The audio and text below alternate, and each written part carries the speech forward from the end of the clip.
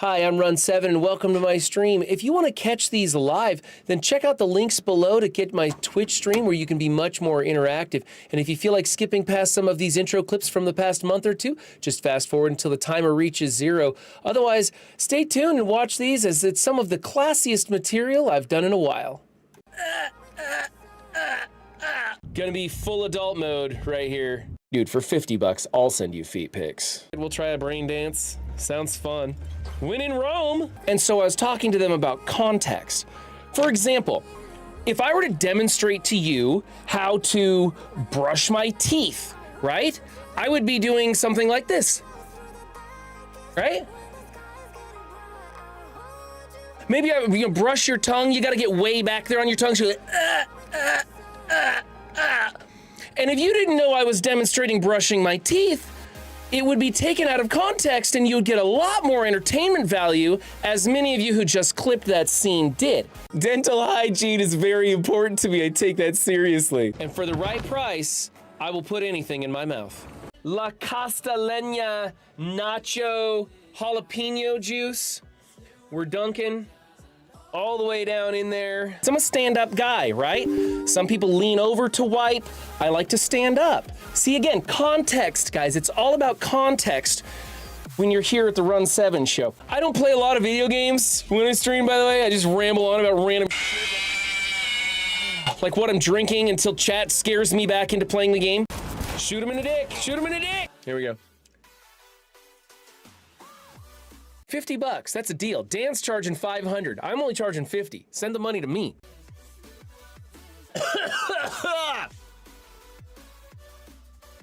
That's the worst. Our cognition is boosted, baby. I have no idea where I'm at. Oh my God, there's two. Get out of here. I told you I ramble. I ramble when I play Backpack Brawl. This clown ate people. Legos were definitely made by like the descendant of a Chinese torture expert. I'm pretty certain it's gotta be. And you can be having this much fun too. Mama! Honestly, it was one epileptic seizure just waiting to happen. She doesn't have a dick, but I'll shoot her in the crotch anyway. This is the life for me, thank you. Champagne, flying cars, listening to other people's misfortune. Yeah, we've arrived, everybody.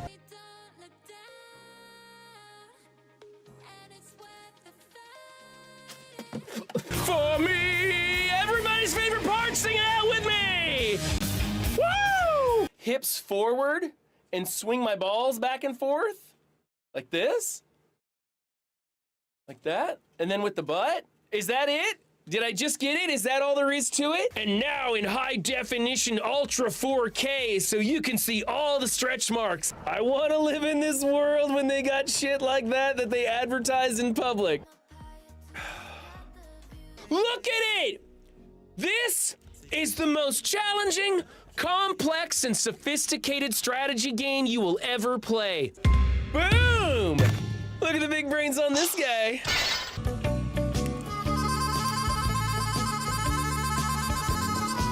I can see paradise by the dashboard light.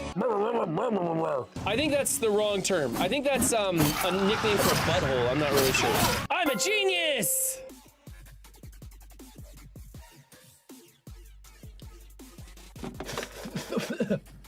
A lot of seeds in that one. What is the most popular dance step? Back, side, cross, tap, cross, tap. Looking for whatever is trendy. Got my legs backwards, but that's okay. I got 4 steps in.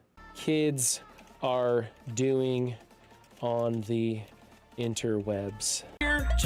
There's a little back and forth with the hips, trying to arch the back, more butt. I put some knees into it now.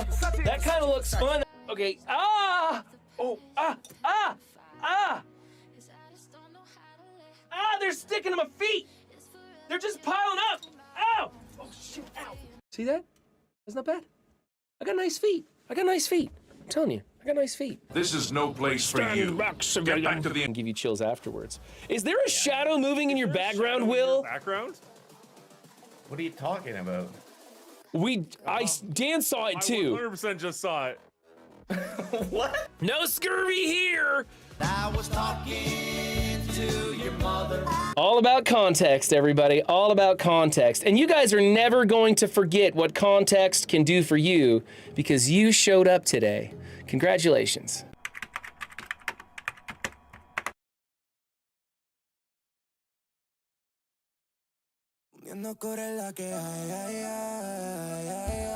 What's up, movie fans? It's our rating tonight. We're gonna be going over It Chapter 2, if you couldn't tell by the Pennywise clown behind me. That's a Bill Skarsgård, who plays Pennywise in the It Chapter 1 and Chapter 2. And honestly, I think Skarsgård is probably the best part of the newest film.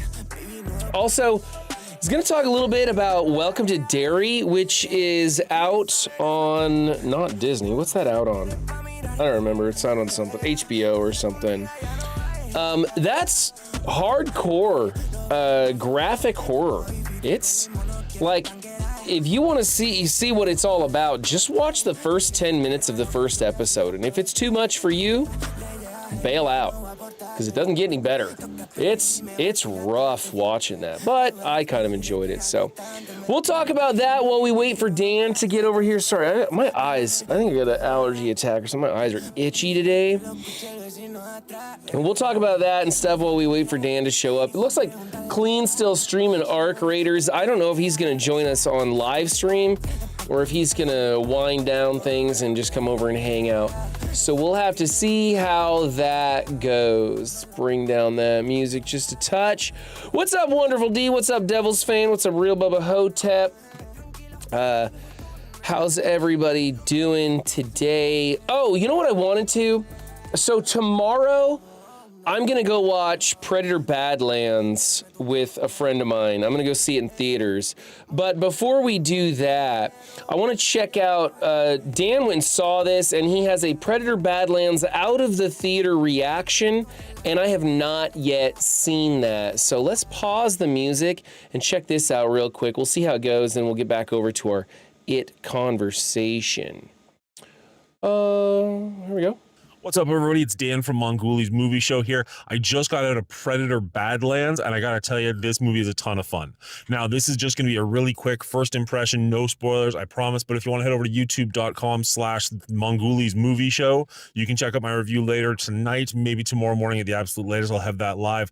Go check it out if you want to see more. But for right here, right now, I'll just let you know that Dan Trachtenberg, he's the same director that did Prey as well as Killer of Killers, both of which I really enjoyed, just does an absolute phenomenal job here as well. I think they did a really good job kind of actually giving us an introduction to Yautja culture and like their world a little bit more. This is the first Predator movie to legitimately star the Predators, which I thought was really cool. Elle Fanning does a great job. If you want a fun action movie, if you want to explore the Predator culture a little bit more, this is an absolutely phenomenal movie. Okay, phenomenal might be a little bit high. This is a really solid movie. There were some things in there that I didn't enjoy, but again, we'll go into that more in the actual review. So check that out, youtube.com/Mongoli's Movie Show. But right here, right now, this one's a high recommend for me. Go check it out if you want to have a good time. Cheers.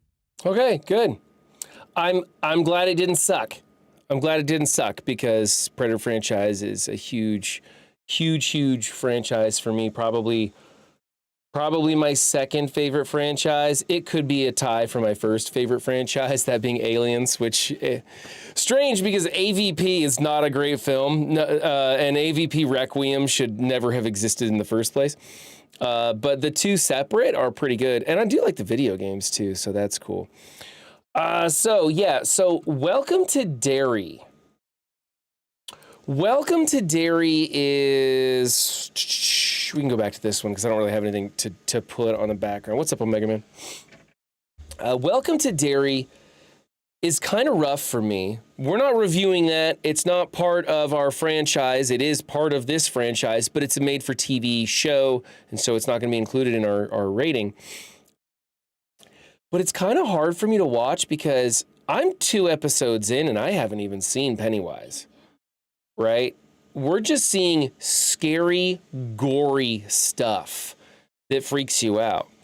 And I'll try not to spoil too much of it if you're interested in going and seeing the show, but it started out being very reminiscent of It, whether you're talking Tim Curry or Bill Skarsgård, either one of those, it's very reminiscent of It in the way it starts building up its cast members, and it seemed very predictable in its direction. And then at the very end of the first episode, it takes a hard left turn, and you're going, oh, okay, so I guess that's not what we're doing. And I'm not yet sure if I like where it's going to go or not because, well, you have to watch it and kind of decide for yourself. Episode 2 got into a lot of racism, and I don't have a problem with that messaging. I think it's a great message. I just think it's an older message, and I'm kind of tired of hearing it. And it wasn't what I wanted to be involved in. You know, they have a black family back in like the 60s or 70s, and I just, no, it was even further back than that, maybe the 50s? Maybe the 50s. Anyway, they deal with racism topic in there, and I just don't care, I guess. And those topics felt like a sideshow to what I was signing up for, and it made the show drag on for me. And then you would have these scary sequences, which were just so graphically violent and disgusting that it was a little bit hard. So it's a bit of a roller coaster ride for me, and I'm not sure if I like it just yet, but we'll see if it gets better. You're taking Dan's word for it not sucking. You're going to give him a big head. I mean, it's made by the same people that made Prey. That Predator movie, Badlands, is made by the same people that did Prey. And I loved Prey. I thought it was a fantastic take. The hatchet on a stick was stupid, but we still enjoyed it. Otherwise, it's pretty good. So, what's up, Shmoo? Shmoo, don't you normally join us on YouTube? I thought you were on YouTube most of the time. Oh well, glad to see you over here on Twitch either way. And Killer of Killers. This is the same guy that did Prey, did Killer of Killers also, the animated one? Killer of Killers was a lot of fun too. I didn't like the ending, but it was a lot of fun. I enjoyed it. Oh, okay. Bob Hotep says, yeah, it is.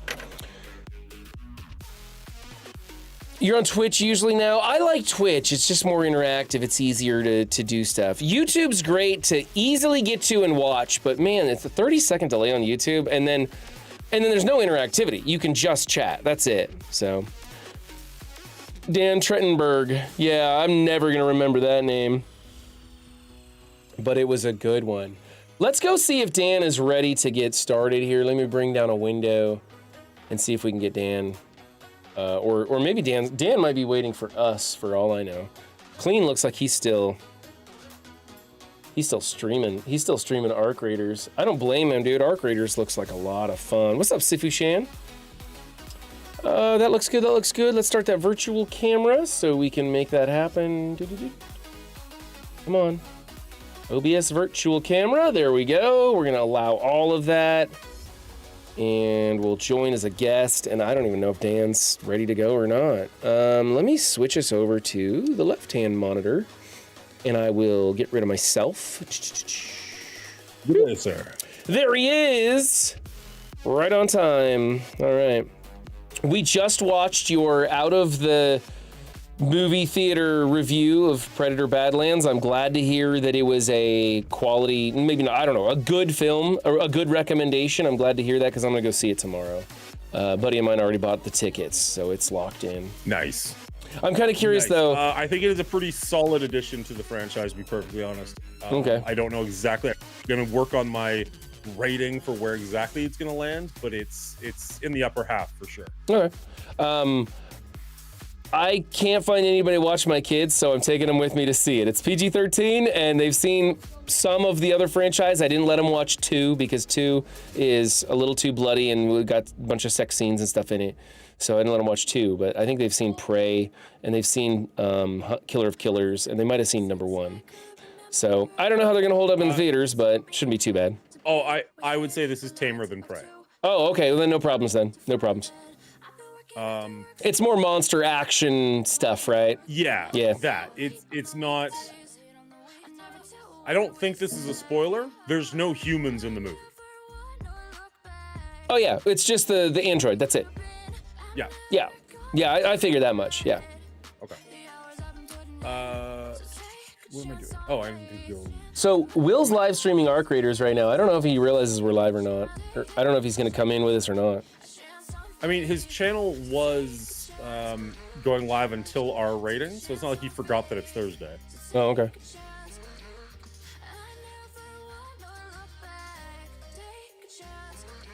Oh, do you have anything for us to warm up with? Because I've been racing around. I have nothing. I ran in here. I'm still in my work clothes, my work pants anyway.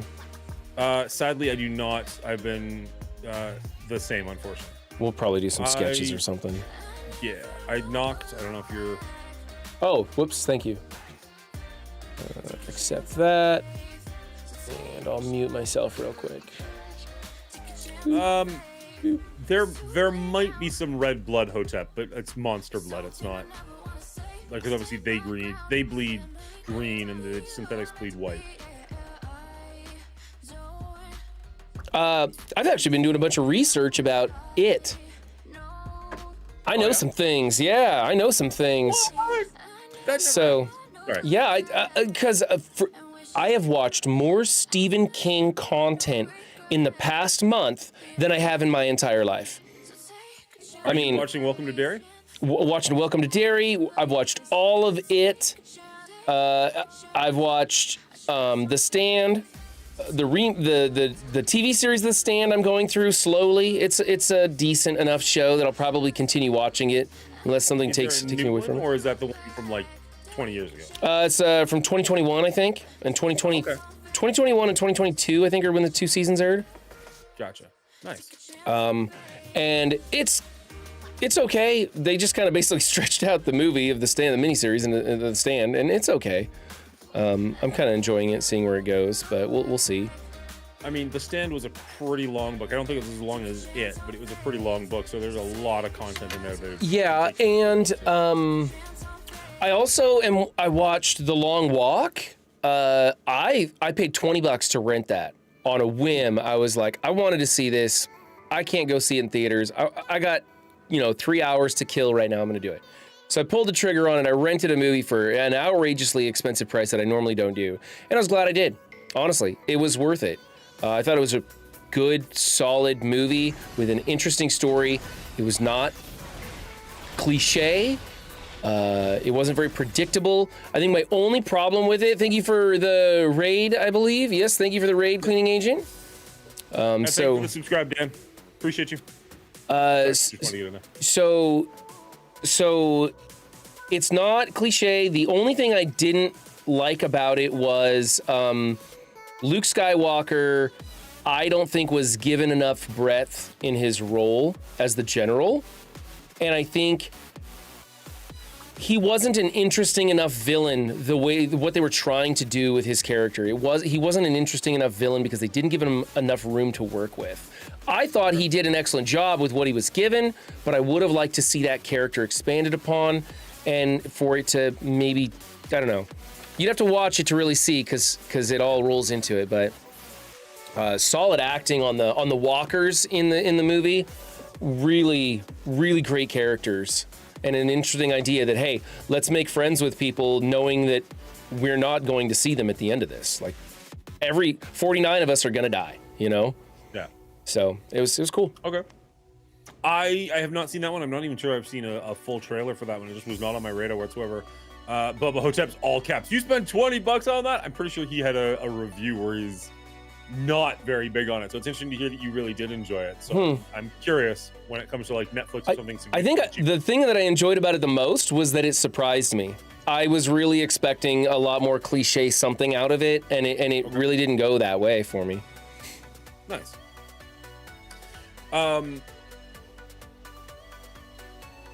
Sorry, I am working on Little Sleep, and I'm like way hyped about a movie that we are not talking about tonight. So I'm just like my head in this space for this one. Hello, Will. How are you? Hello, can you hear me? Oh yeah. I can hear you, but more importantly, we can see you. Show that bad boy off, sir. All right. Oh, my camera. Oh, you're fuzzy. Oh, there it Can't is. even handle all this.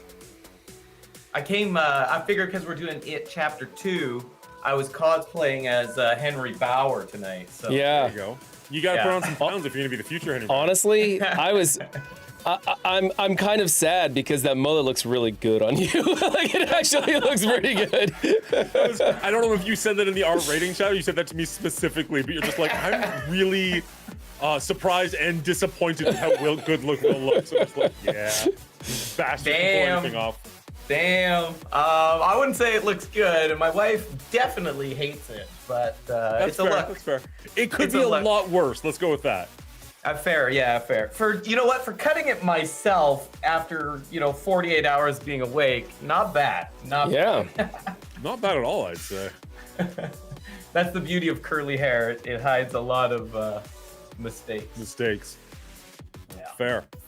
Ultimate Chaos says that Guillermo del Toro Frankenstein comes out tomorrow. I saw like a poster for this. That's all I know about it.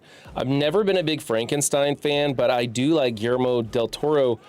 I've been seeing some of his like anthology movies, like short stories and stuff, and they're pretty good. So I'm kind of curious. I do want to go back a second. You said you have or have not been watching Welcome to Derry. I have been watching Welcome to Derry. I've seen the first 2 episodes so far.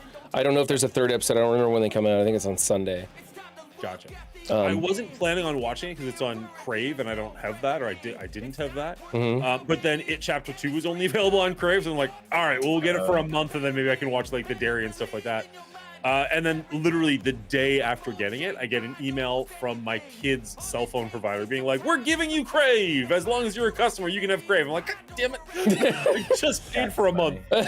So I'll get rid of it after this month and then I'll sign up on their thing and I'll have it for as long as they've got a bill apparently, which is kind of nice. But it was just that like, really by 24 hours, like, oh, you gotta be kidding me. So I am looking forward to seeing Derry now that I have the option to watch it, but I haven't started yet. Yeah, I'm curious to get your take on it because for me, it doesn't feel as authentic to either of the It movies. Okay. It feels like it's obviously It, but it feels like a different director, like a different writer. It feels different. How many episodes are you in? 2. Okay, I've heard that it's very much more a Stephen King world building series than just an It series. Okay, because I'm 2 episodes in and there's no sight of Pennywise, but there is a lot of graphic, disgusting violence that's even grosser than anything I've seen in It. Right. And I'm not sure if they're just trying to gross me out or what, but it's less scary and a lot more horror and gore. That's kind of what the It movies have been. Like they've just been very unsettling, more so than like jump scary, right? Like, yeah. It's just like, oh, here's something just awful that you have to sit through. Like, well, they turned up the volume on the TV show, and I'm not sure if I like it yet or not. So, episode 3's out on the 9th. Thank you, Ultimate Chaos. What's up, B-Ridge? welcome back, Anola. Good to see you. What's up, Bridget? Yeah, so I don't have a game set up today, unfortunately, and I would love to because those shorts have been doing pretty well, unfortunately. So I don't know if we want to throw something together last second or we could do movie sketches. That's always fun. You wanna do that? I'm not opposed. Oh, like the whiteboards? Yeah, the whiteboards. I got more paper over here. Cool. I'll be right back. I'll grab mine. I'll be right back. I got mine here. Do I have... Wow, I'm looking at some of my previous drawings. I'm like, ooh, this isn't gonna go well today. You keep them? I'm too lazy to throw them away. I'm cheap, and I'm gonna use both sides of the piece of paper before I throw it away. So, you know. That's fair. All right, I got some paper to work with. I'll have to figure out a good movie to throw somebody's way, and then we'll get some drawings going. I need to think up 2 good movies to draw. Can't say them out loud either, can I? Time to watch, run, win. I don't know. Will's got some artistic talent. The video, the last one you did with the Friar Tuck ear, I mean, if nothing else, that's been doing pretty well on me on shorts. So like, that's a win in my book. Yeah. Did you watch the Castle Rock TV series? I watched the first season. I don't know how long it went on for. I liked it well enough. Not enough to watch the second season, I guess. But didn't even know that was a thing. It was, I don't know, it's been a minute since I saw it, but it was a Stephen King property. I don't know if it tied directly to any book or if it was just kind of like similar. Wasn't Castle Rock the place where like the devil came by and he opened up a store and you could go in there and buy things and he'd kind of grant you a wish and then it turned the whole town against each other and the whole town like kind of burned down in the end? Is that Maybe the I'm right? thinking of a different show. One of us is thinking of a different show. I don't remember. Well, I'm not thinking of the show. I'm thinking of the movie. There was a movie about that, and I thought it was the town of Castle Rock, but I don't remember the name of the movie. Someone's gonna yell at me because I'm probably way off base, but no, I don't remember that being the plot or a plot point. Hmm. All right, I definitely have a movie I want one of you to draw. Needful Things. Thank you, Schaefer. Yeah, Needful Things was the movie I'm thinking of, and I thought it took place in the town of Castle Rock, but I could be wrong. It could. He likes to reuse things, so. Castle Rock was in a bunch of them. Green Tuckian, we all had mixed reviews on Alien Earth. I thought it was decent enough. By the end of the show, we were all a little disappointed because the alien gets upstaged and they treat it like a lapdog, and you kind of wish that the show wasn't about the xenomorph at all, and then I could probably enjoy it more. But I thought it's weird how the least interesting thing in the show was the name of the show. Right, yeah, the xenomorph was played the smallest part, and they did it kind of wrong, but the rest of the show I enjoyed, and I enjoyed the ideas that they proposed. Even like aliens are on Earth couldn't have mattered less to the point of the show. Yeah. Like could not, like the island they were on might as well have been a space station. Didn't Exactly. matter whatsoever. Yep.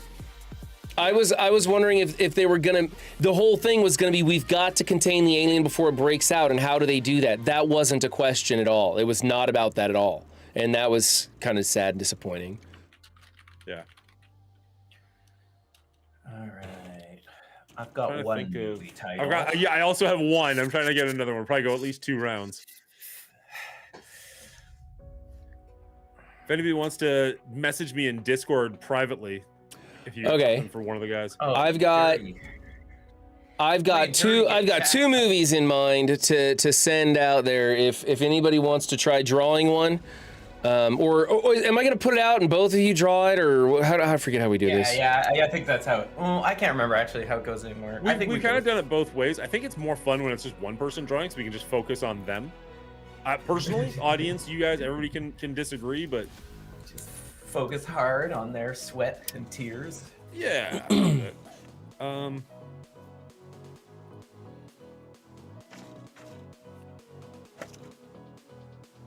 to think of something. All right, I'm gonna not necessarily like super hard, but like something more interesting than just. Mine are weird. Definitely a theme that I'm not usually a part of, but I got 3 different titles. I'm ready to give one to anybody who wants one. Maybe this mullet is inspiring me in ways I. Okay, I've got one ready to go. I'm gonna send it over to Dan, and then Dan can draw it. Sweet. I'm excited. And then Will's got to try and guess it before chat does, I guess. Is that how we're playing it today? Yeah, sure. Why not? Okay. Change it up every time. Why not? Yeah. We're all dead tired, just dragging here. Let's just do a thing. Fuck it. All right, are you ready to draw, Dan? Do you have your board and everything? Oh yeah, let's do this. All right, in 3, 2, 1. There it is in Discord for you. All right. Oh, all right, sure. I'm trying to make these real challenging this time because I think they're always so hard and you guys blow them away so easy. Okay. I don't know. Sometimes they are super hard. We'll see. We will see. What? Okay. All right, I'm gonna start guessing. Crouching Tiger, Hidden Dragon. Is that if you get this right away, I'll be like, before I even have to draw it. I would really. Yeah, just throwing out a random title and just happens to hit.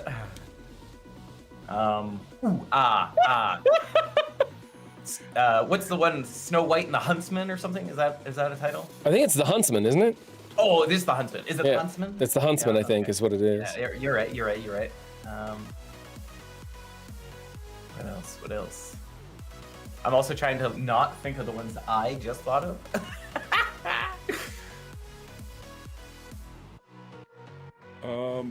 Oh god, I'm terrible at this. Good Boy? What's Good Boy? It's a horror movie based around a dog. Yeah, it's the point of view of a dog horror movie. Oh, okay. So it's like a Koju, but from the dog's perspective. No, I think It's like a zombie movie from a dog's perspective. Yeah, I think the dog's owner leaves the house, and so the dog's like afraid that owner will never come back, and it's horrifying for it. And then it comes back, and it's over. Oh, okay. I actually have no idea. I think it is a zombie movie or something. Ooh, Slapshot. Good one, Bubba. Good one. Classic. Air Bud. Which one, though, B-Ridge? There's like 18,000. We're not doing that franchise. Putting my foot down right now. Exactly. Bubba Hotep, don't feel bad. I don't watch anything hardly at all anymore. I just don't have much time for any kind of consumption of any material. The original Air Bud. Fair. Was that the basketball, I think, right? Yeah, basketball. Yeah.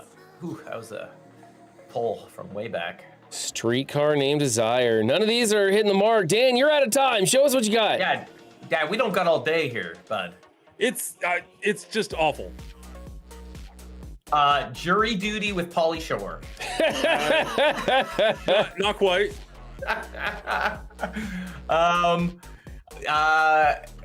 Is there like specific characteristics? Oh yes, he's zooming in on the lapel. Stick figures. Good God. I've no idea. Ultimate Chaos got it before you did. So did Wonderful D. Good Men. Yep, a few good men. There we go. It was put them in like army fatigues. It was the medals on the chest. Yeah. I'm like, I don't know. I can't say, like, I can quote the movie verbatim, but I don't know how to draw any of those scenes. I mean, there was only 3. That's not a few, you know? So it was, I was debating trying to draw the poster. I was like, that's not going to work. I've got one queued up for Will, if Will's ready to draw. Holy shnikes.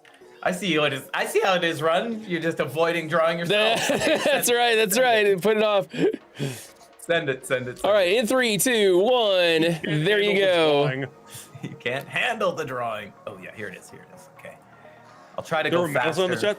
Oh, what the fuck? All right. Gloves are off for run second. No.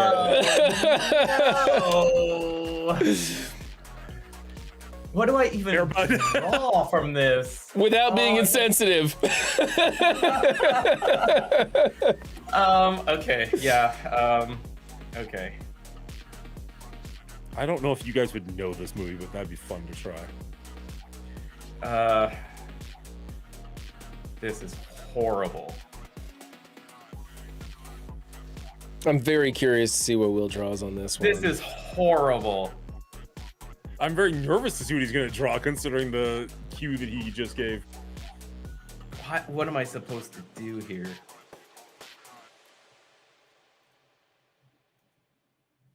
Old Yeller.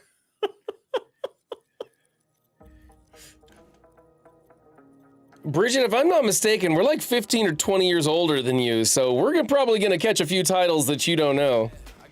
I have no idea what to... She also says regularly she doesn't watch movies, so... Oh, yeah. Doesn't help.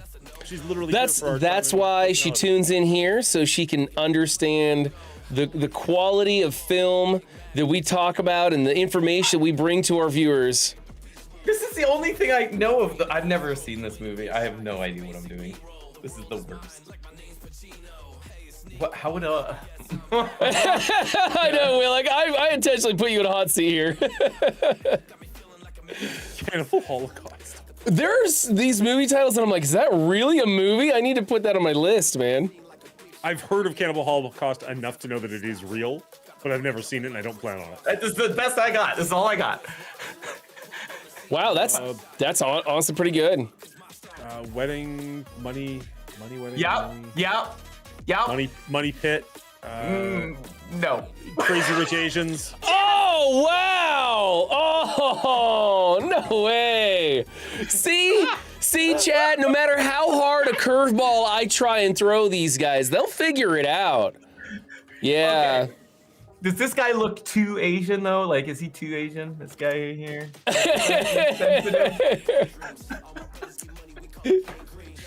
I think we'll just move on. I know.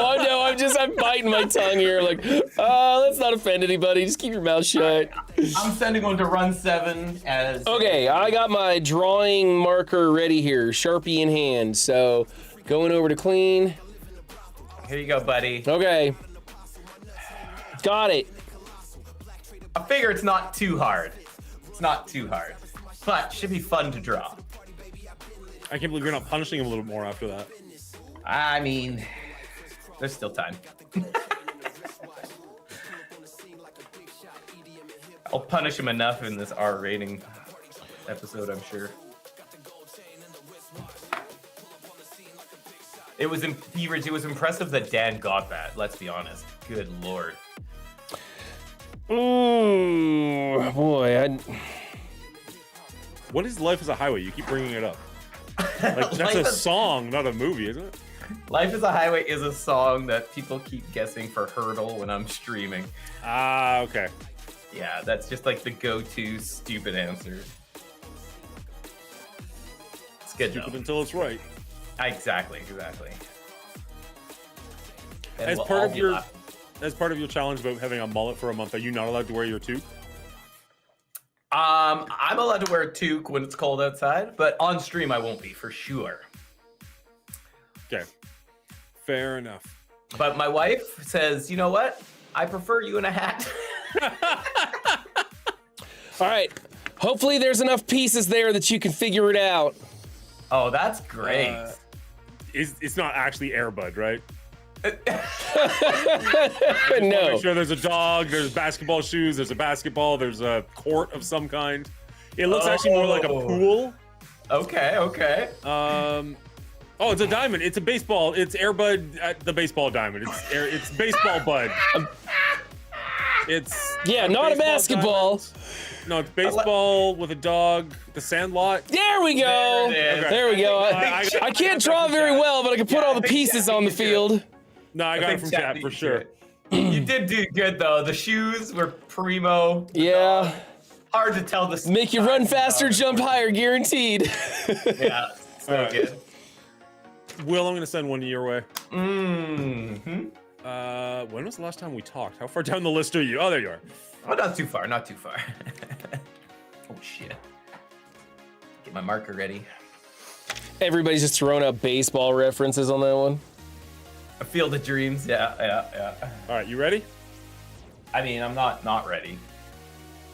There you go, sir. Oh.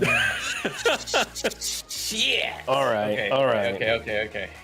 I don't think it'll be that bad. It's no crazy rotation. Well, Will's got some skill at putting together these pictures, so it usually works.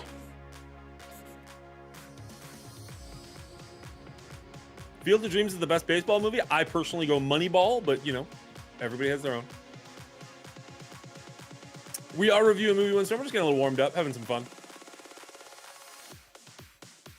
Although we are wow, we're much later than I thought we were. Oh, this is so bad. Not now, but next week, we should time it. Each of us has a drawing and see which one the audience can guess first. Oh yeah, so we each get a different We're all movie? drawing at the same time. But yeah, a different movie. So they have to guess like Dan this. Money Chicken Arrow. I love it. Chicken Little? No. Come on. Rock. Come on. I'm not getting any movies coming to mind from this at all. I'm just seeing so money, hard. chicken singing a song, and an arrow shooting. Is the arrow shooting at the chicken? Are they aiming at the chicken? No, it's just. No. Okay. Money, I want to hum it so bad. singing chicken. Phil's got it in chat. Robin Hood? Oh, is that the Robin Hood animated episode? Specifically the animated. Animated specifically, yeah. Okay. Oh, man. Rock-a-doodle doo. I never would have got that. Robin Hood? No, I wouldn't have got that. I see what you were doing though. I see what you're doing, and it is a fantastic movie. I'm shocked you went chicken and not fox, but yeah, okay. Yeah, if you would have put a fox in there, I probably would have pieced it together then. I should have did a fox with a bow and arrow. Robin Hood and Little John running through the forest, over fences, through the trees, trying to get away. Yeah, that was a great movie. So good, it's so good. Also, I learned this, more recently than I want to admit, but the do-do-do-do-do-do-do from Robin Hood is the hamster dance song. It is? Yeah, I always thought they sounded similar. Hamster Dance stole it and sped it up. Oh, okay. Yeah. So if you listen to the two, you'll definitely hear the influence. Brian, you want another one to draw? Yeah, send it my way. This one's coming from Dan. I'll get over there so I can see it pop up. All right, I'm ready. Hit me with it. There you go, sir.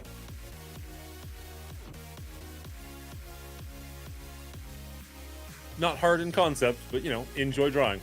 Chicken Run was also a pretty fun movie, to be honest. That's the one Mel Gibson where they're trying to escape? Yeah. Yeah. I remember enjoying it, but I haven't seen it since 97 or whenever it came out. Yeah, it's been a while, but I remember enjoying it. That was Magic Mike.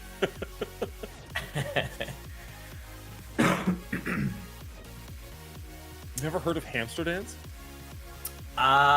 You know what? That's okay that you missed that. Better on you. Yep. Yeah. I mean, if you Google hamster dance, it'll come up immediately, though. Probably 1,000 different ways. All right. Oh, okay.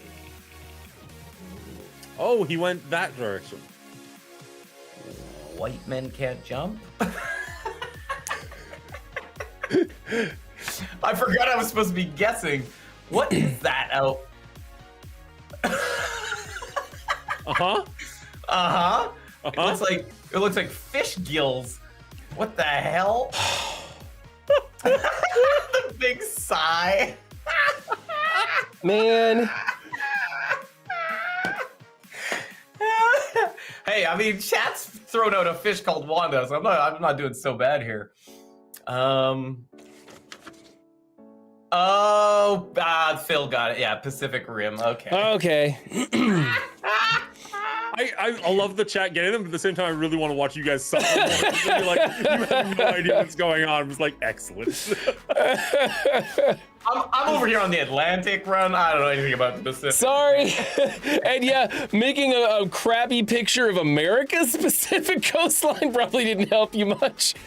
I love also just pointing to the rim of the freaking basketball. Well, my first thought was to put like the rim of a toilet for some reason. I don't know why, but I was like, no, if I draw a toilet, it's gonna throw up for a way loop. I guess there's definitely some other rims we could have put in that wouldn't have been good. All right. The rim. Let us send one to Monguli, and then I think that'll be it, right? Probably. Was that? That was the Atlantic shoreline, wasn't it? Not the Pacific shoreline. Whoops. I mean, I used to live in the Pacific Northwest. I don't even know why I got that backwards. I was thinking, okay. It looks like the water was on the east side, but it's fine. Here we go. I like how your way of fixing it was you added the star for the capital.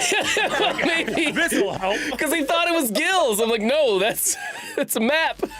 All right, Monguli, you're good to go. Oh, sorry. All right. It's all good. Oh, okay. Don't take 6 years though. Face. Shut up. See a fart face. Should be easy. Should be. Well, I don't know. Anything's possible. Easy with those drawing enough. skills. Those drawing skills over there. Now remember, Dan gets 17 minutes to draw his pictures, where Will and I try to keep it under 60 seconds. Mm-hmm. Dumbo.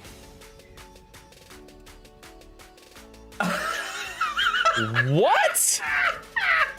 That's pretty funny. That's pretty What? funny. Happy Gilmore? You're too good for your home? Okay, there we go. As soon as you put the flag on it, I knew what you were drawing then. Wait a second, this is missing something. Yeah, I was there we like, go. either put a flag on or dimple the ball. Either one Well, would have probably worked. I realized after, like, he's not even looking at the ball. He's looking straight down. We're like, he'll get the point across, I think. Yeah, I was like, a scene from Rick and Morty? What is that? I don't know. You definitely have a job in the Rick and Morty animated industry there. I mean, I think that probably pays pretty well, so I'll take it. Was that 2 for each of us? I wasn't counting. I think so. Yeah, I think we're good. We're already at like half past. So. Okay. All right. I gotta throw in some digits on my ranking of this film because, as usual, I wasn't writing it down, but it'll take me a sec. Oh, I assume you just made it up as you were reviewing it, so it's all good. I figured you were just watching the movie as we reviewed it. Actually, I watched this movie while we're hitting go live. I watched this movie almost 2 weeks ago because, we had Moon coming up, but Derry was coming out and I wanted to watch Derry. So I wanted to finish it chapter 2 to get into Derry. And this movie turns out it's somewhat forgettable. I'm going to be you guys are going to be pulling me along on this one. Turns out this movie is 3 hours long. And here we go. Let's open the curtains, shall we? Yeah, give me a second. All right, we're gonna open the curtains. Where is it? There it is. Boom. And you'll notice it took me way too long, but like I've been taking you guys behind the scenes, like this is our show, this is our show, this is our show, and like the entire time, like my logo was the only one showing up on it. I'm like, that's stupid. Let's actually brand it what it actually is. It's all good, but Story the took R-rating over thing, a year. The R rating thing looks good there. It's nice. All right. Okay. Hopefully nobody remembers what I said about It, Chapter 1 last week. It, Chapter 2, 2019. A handful of 40-somethings forgetting they were losers may be the only thing standing in the way of a devilish shapeshifter with a penchant for clowns who has been feeding off of fear and children in the town of Derry for hundreds of years. Sorry. No, Things were happening. Isn't that kind of... It's exactly what I said last week. Okay, I was gonna say that sounds like the same thing you said last week. Except for they're 40-something now instead of teens. No, kiddo. This is the one time I'm recording. Can you be somewhere else? Upstairs. Outside. Yeah. The last like 2 weeks or 3 weeks, he's coming up and he's just like nudging my arm as I'm recording. I'm just like, no, like 1 hour a week is all I ask. If I'm streaming, I don't even care. But for this one episode, can he be somewhere else? It's all good. It's all good. Hello, everybody, and welcome back to Our Rating, the show where I get to go with two of my buddies. We take a movie franchise, break it down by movie, give an overall score, and throw it back on the board to see where it lands. This week, I'm joined by Brian and Will to discuss It Chapter 2. Brian, how are you doing this week? I'm tired, Dan. I'm real tired. Not gonna lie, I feel you on that one. How about you, Will? You bringing the energy this week? I'm tired of 3-hour movies, Dan. I'm tired of 3-hour movies. Well, I don't know if that's gonna get better next week, but yeah. All right, this is It Chapter 2. Obviously, we went over It Chapter 1 2 weeks ago because we had Moon in there. We've all seen this franchise before, though, right? This is not a first-time viewing for any of us? This is my second and hopefully last time viewing. You say that a lot on this show. It makes me really wonder what we're torturing. Honestly, I'm with Will on this one. This is my second time seeing this, and I don't think I have any desire to come back and revisit it again. It just maybe because I've just been saturated by Stephen King. We were talking about this behind the scenes, and if you guys want to show up live to the Twitch streams and see the behind the scenes stuff, we get here a little early. We goof around. We talk about stuff. I've probably watched more Stephen King in the past month than I have in my entire life, and I'm just kind of saturated with it. Maybe that has to do with it. I really enjoy Skarsgård. I think he does a great. His version of Pennywise is also very good, and I enjoy that. But yeah, I'm kind of done with this, and I think after we go through it and dig through it and piece this apart, I'm probably going to be able to put the lid on it. All right, well, since we're all just throwing it out there right away, I also didn't enjoy this movie as much as the first one, or as I did the first time around. So that's interesting. I don't think it has anything to do with being oversaturated, because I haven't seen anything Stephen King in a while, other than I guess It Chapter 1. And this movie just was absolutely not doing it for me. My wife and I took 2 sessions to get through this one, which I hate to do. And by the end of it, I like looked over, she's like going to bed. I'm just like, did that do anything for you? And she's like, no. I'm like, yeah, I just didn't resonate with almost anything. Like, yeah, I didn't have much fun on this one. The first little bit, like kind of until they go to the Chinese restaurant, I was relatively into it. And then pretty much everything after that, I was trying to think of like, when did I fall off? And I think it was like then, like right then and there, where they're all like, I want to go home. I want to go home. I was just like, yeah, go. Just go home. Like, let's all just go home, just pack it in, call it a day. That is probably one of my least favorite tropes in TV shows or movies or anything, when a character's like, I don't want to be here, I don't want to do this, just sign me out, especially if it goes on longer than like 2 minutes. Like, that is like the point of an entire episode of television. I'm out. Yeah, they made an issue of them all wanting to go home, and then they kind of ended up, they sort of were like dealing with their issues or coming up with more memories, and whether they were scared into staying and dealing with it, or they felt the need to stay and deal with their fear or something, they kind of all turned around. But yeah, them kind of going back and forth just felt like added footage that we didn't need in this so much, and I don't know how that sort of I don't want to be here attitude really related to the source material or paid homage to the Tim Curry version or anything. I don't see how that added to anything other than just dragging out the story and giving more opportunities to look into the adult's viewpoint or history. I think there's also something to be said about the fact that they were all adults. Now, I think the adults all did a good job acting. I had no problem with any of the actors, and some of them I thought were brilliant casting for the characters to grow up into that character. It's just, it's somehow less engaging to watch a full-grown adult get scared by a clown than it is to watch like a 11-year-old get scared by a clown. Like, I'm not going to say that Pennywise isn't terrifying. Obviously, they know that he can kill them at any time, and he's a gigantic space monster spider. But like, there's just something in my brain where like when Bill Hader is in broad daylight being terrified of a clown a mile away, you're just like, okay.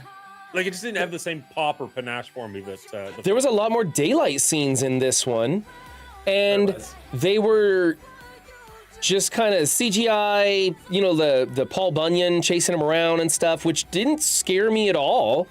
I just kept wondering, how come no one else is seeing this? Like, he's like, well, because it's in his head or whatever, but it just, a lot of the sequences just didn't really land for me this time. Ironically, that's one of the only jump scares I think that actually did get me. Is when really? He's on the park bench looking around, and all of a sudden, just when it's like right beside him. Like, it wasn't like he was creepy or it kept going, but just that initial like, bah! It was just so loud and just in your face. It was like, oh, jeez. But I think that might be the only one. Like, most of these were just more just weird. Like I said with the first movie, it's more unsettling than it is scary. Yeah. So like, when they're in the Chinese restaurant and all the fortune cookies are cracking open, they're like bugs with human faces. Weird, on them. The weird blood acid stuff coming out of the table and gross stuff. Yeah, like, this isn't scary. This is just weird, and I don't like it. Also, the CGI on that was just off. I felt the CGI on this one was more off than the first, actually. Agreed. Just in general, like, this one had a bigger budget, should have been able to do more with the CGI, but the problem is that they just added more CGI instead of, you know, touching up scenes to make them look better. They went full CGI, and it ruined a lot of the movie for me. The other problem, like Run said, there was a lot of like daytime type scare scenes, and there wasn't as much as in the first one. They had a lot of like really weird, creepy adult scenes. Like, the adults were off in Derry, right? And it was for scary situations. Like, these kids' real life was scary. The bully that was after them was super scary. And this movie didn't have that, and it didn't have good Pennywise scenes, so it didn't really have anything scary. There's so many problems I don't even want to talk about, because I just feel like I'm going to be ragging on this movie forever. And longer than the movie itself, if that's even possible. Yeah, very long movie. This one, so the first movie was 35 million and it grossed 704 million worldwide. And the second movie came in almost twice as much, $79 million budget, made almost half as much worldwide, 470 million worldwide. I wonder how much of that budget went to the fact that now they've got all the kid actors, but also all the adult actors. And you got some fairly big names with like Bill Hader, Jessica Chastain, James McAvoy. Like they're probably bringing in a pretty significant chunk of that additional budget. And unfortunately, you mentioned Bill Hader completely overshadowed the James McAvoy's character Bill. And when it was Bill's supposed to be the lead character in here, but honestly, Richie was the one I was watching and intrigued with for most of it. He was a little more interesting. And they were touching on Richie's like secret, but they never really got there, never went anywhere with it. And instead he was just running around from Paul Bunyan out in this. Yeah. Yeah, but he got more. That's the thing though, is Rich got a story arc, whereas the majority of the characters did not. Yeah. Mainly, like as you said, Bill, his character had like very little arc. Like he's still upset about his brother that he lost like 20, 30 years ago. Like there's it's the same ploy. At least Pennywise went after some other kids and made him feel bad about it. So that was something. And then there's Ben, who is no longer out of shape and has everything going for him, except for the one love he lost 30 years ago. He's still not over it. Like, what does the clown have to go for him? Nothing. That's why he's barely in this movie. His character, it makes no sense to be there. It's terrible. And yet he gets his own little segment, and you're like, oh man, why am I watching this? Why am I watching this? So I'll push back that the slightest little bit. Yes, it's weird with Ben's character because he's in the real world, we'll call it, and still looking at that photo in his wallet. So like he's clearly not over her, even though everybody's forgotten everything. He's still holding on to the feeling of her. With Bill's character though, you got to remember he left Derry a long time ago. He's coming back. He's seeing his old house. He's seeing the place where his brother was killed. Like he's being confronted with a lot of those things. It's not necessarily getting the feeling that in his day-to-day life, he's like moaning about his brother on a constant basis. So much as like you're returning to the scene of the crime where all the trauma is. That would bring up a lot of feelings. It could trigger something. Yeah, I guess so. Although in this plot line, does he even remember he had a brother? Because they all forgot Derry and that they were there at all. Why did they even come back? How did Mike convince them? How did Mike even convince them, being like, hey, remember we made a pact? Actually, I don't remember Derry at all. Who are you? They didn't really showcase those conversations enough to isolate that, because I was kind of the same thing. Like they blast through the conversations on the phone and he gets everybody to come back and they all remember each other all of a sudden. But they have a hard time remembering anything else. Even when they're in Derry, they struggle for it. Now, the amnesia thing did explain one thing that didn't make a lot of sense to me. Beverly is married to an abusive husband, and I was like, that just doesn't really check for me. I know there's a thing about people, looking. Marry your father. You marry your father, or the guys marry their mother or whatever. I get that, but this seemed like her character in the first one overcame her fear of her father. You wouldn't expect her to get into another relationship like that with some other dude. But if she completely forgot all that, then it would make sense that like subconsciously she would fall back into it. So that did make a little bit of sense, but they didn't really explain it. I had to make that connection myself, and it was a bad way to go about it. But the rest of them forgetting everything and having trouble remembering, and when they did remember, they just wanted to leave and bitch about it the whole time, really just kind of ruined it. And like you said, Ben being this really attractive guy all of a sudden, it didn't jive with me. That whole story was pointless at that point. I didn't like it. I think talking on the amnesia thing, I don't know that they necessarily forget their families or that they grew up in Derry so much as they just have all moved on with their lives. They forget, they do forget Derry, I guess, to some extent. They do forget a lot of what happened. They forget their friendships and why they've got the scars on their hands. But, like, I don't think she forgot that she has a father because her dad still lives in Derry, and she didn't. She purposefully moved on from him. Also, how did that guy survive that hit to the face from her? I thought he was dead from the first movie. She, like, slams him with her dad. Like, she slams that toilet cover. Oh, yeah. Oh, man. That would kill somebody so easy, I think. Yeah, it's just a 20-pound brick of porcelain, He's fine. So having her husband be abusive, though, in the book at least, is a huge plot point. Like, he actually follows her to Derry and is like kind of a main antagonist. Mm-hmm. So in this one, she just takes the ring off, and like that's the end of his storyline, which I was okay with because this movie's already 3 hours long and bloated with characters we actually care about. Or are supposed to care like, about. Thank you. Sure. But it's just one of those things that, like, I'm kind of glad they left that in the book. The amnesia thing is intentional. They put that in there. It is supposed to try and represent the forgetting of the childhood, the forgetting of those things. It was kind of explained to me. I was doing some research on this. Yeah, it's what a lot of people do with trauma is they take it and they put it in a box and put it on a shelf and they leave it there.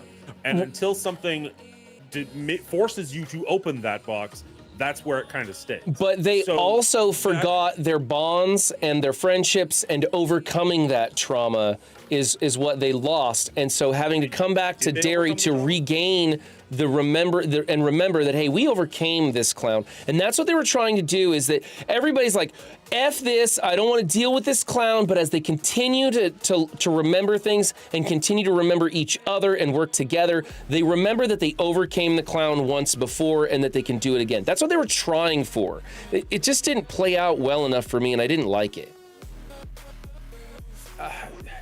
So we talked last week a little bit about like generational trauma and stuff like that.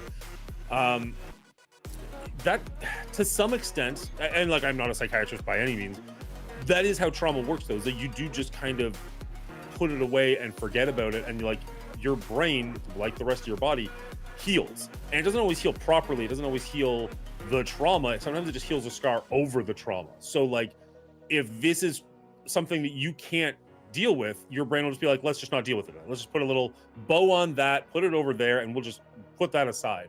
So I don't know that that's exactly, it would work this drastically, but I definitely think that's something Stephen King was trying to touch on with this, is like, yeah, like they were so traumatized by what happened, it had to be put aside, it had to be forgotten, it had to be put in a box and just like left aside. Right, but was this a chosen, like these 7 people chose to forget this, or was this an Pennywise tactic to get them never to come back because they know he's secret, right? It doesn't explain it. I think in the course of the story, it's it. I think from the writer's perspective, it's trauma. Does that make sense? Like that's kind of what I'm trying to get at. Yeah, I mean, I understand that it can be multi-leveled and that's how it's supposed to be. And in the book, it can be very much that. Sure. In a movie that's 2 hours, 3 hours long, way too long, it's hard to get both of those across, and I don't think they did it in a very good way. Or they clearly didn't. All of us are in disagreement of the nuances of that whole thing, and so that clearly they didn't do a good job of it. And something else that they didn't do a good job of was weaving together a cohesive plot that makes sense. I mean, the plot is so simple. How is it 3 hours long? Well, okay. First off, why did they have to bring the bully back, Henry, right? He fell down a well and could have died. And instead, in the beginning of this, he gets flushed out the drain and goes off to, go to the mental institute and everything. Okay. So that's where I think her husband could have been an interesting point, is having her husband be that antagonist instead of bringing Henry back. It could have been. Doesn't give the trauma to everybody, because obviously none of them will know who that character is. But you still get him like stabbing them and attacking them and being like, why are you with my wife? What are you doing to her, or something? But Henry wasn't even traumatic for me. Like it was a bad play bringing him back in here because he wasn't scary. He didn't seem to scare the group. They were just like, oh crap, this guy? Why are we dealing with this right now? They're more afraid of Pennywise. He's just a sideshow for them. It's not even a big deal. People are getting stabbed by him and they're like, pull it out. We'll deal with this later. Let's go. Just stab him back. Okay, just stab him back. But did you notice that is it Henry is the character's name? I forget. Henry is the bully. Henry the bully. Okay.